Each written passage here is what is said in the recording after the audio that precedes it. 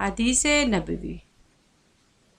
رسول اکرم صلی اللہ علیہ وآلہ وسلم نے فرمایا، اس ذات کی قسم جس کے ہاتھ پہ میری جان ہے، اگر تمہیں اس عذاب کے بارے میں علم ہو جائے جس کا مجھے علم ہے تو تم اللہ کی خوف کی وجہ سے کثرت کے ساتھ آنسو بہاؤ اور تم بہت کم ہنسو۔ حدیث نبوی۔ تم اللہ تعالیٰ سے ایسی حالت کی دعا کیا کرو کہ تم قبولیت کا یقین رکھا کرو اور یہ جان رکھو کہ اللہ تعالیٰ غفلت سے بھرے دل کی دعا قبول نہیں کرتا۔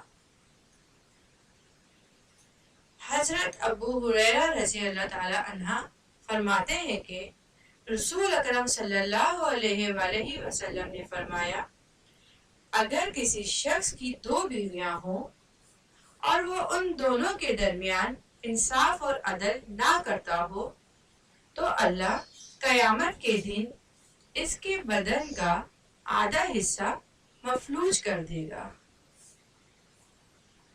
حدیث نبوی۔ رسول اکرم صلی اللہ علیہ وآلہ وسلم نے فرمایا، میں اور یتیم کی پرورش کرنے والا جنت میں ایسے ہوں گے۔ آپ صلی اللہ علیہ وسلم نے شہادت کی انگلی اور درمیان کی انگلی کو آپس میں ملا دیا۔ سبحان اللہ۔